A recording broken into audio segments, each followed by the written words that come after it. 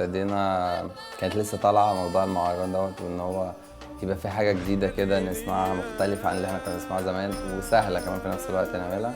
بس كانت عجباني الفكره، وكان نفسي اخش في الموضوع باي شكل بقى، ان انا اعمل مزيكا، ان انا اساعد فيها.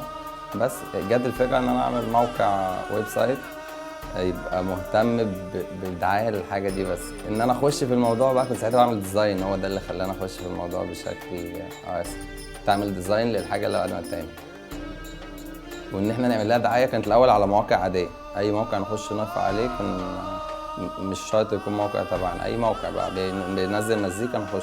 بس كان في ساعتها بقى ايه يعني، ما كانش حابين الحاجه دي، يعني كانوا دايما ما تاخدش حقها، بتبقى رقم 2. بعد كانت الاغاني العاديه، كانت اغاني كلاسيك، اغاني اجنبي، الحاجات دي هي يعتبر كانت اخر حاجه معانا.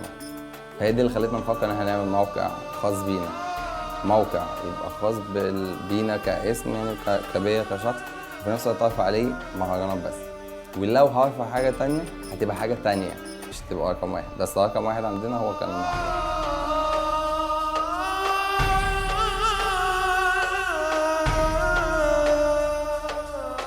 فيجو هو اول واحد، وبعد كده سردينة وحلبسة وصلصة وإيشة ومدفعجية، هو سادات وفيفتي وعمر حاحة لا ناس يعني أغلبيتهم، يعني أغلبية بتوع المهرجانات أنا اشتغلت معاهم. بس طبعا كل مرحلة كانت مختلفة. يعني فيجو كان بداية المهرجان خالص بقى، كان لسه ما كانش فيه حاجة أصلا، يعني هي مزيكا بتتعمل وبيتقال عليها أي كلام، بس كانت أغلبيتها أسامينا.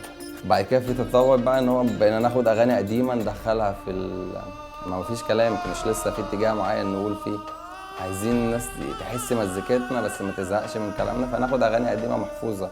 طبعا المرحله الثالثه ان احنا نعمل كلام، نكتب كلام لينا احنا بقى خاص بينا، ايا كان بقى الكلام بقى ايه، كل واحد عايز يبين عن نفسه، يقول عن نفسه حاجه، كان بيبين عن منطقته مثلا، بيقول لفرح مثلا واحد صاحبه.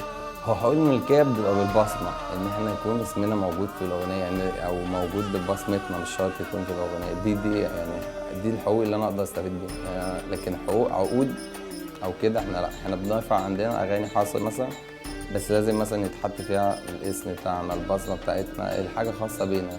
كان زمان بنشتغل بمايك ب 15 جنيه، دلوقتي ممكن نجيب مايك ب 3000 جنيه، بحيث ان عشان نطلع كواليتي مختلف. يعني كان زمان ممكن نشتغل كمان في اي حته، دلوقتي لازم يبقى في استوديو عشان نقدر نستفيد نطلع حاجه كويسه، مش نطلع الشغل العادي اللي تحس ان الصوت ممكن تسمعيه بسماعه، تشغليه بسماعه تانية تلاقيه وحش، تسمعيه لا احنا عايزين الكواليتي يطلع كويس.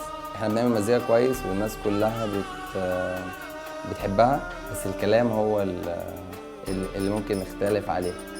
كان زمان، دلوقتي لا، احنا بدأنا نقول كلام الناس تحسه اكتر من المزيكا.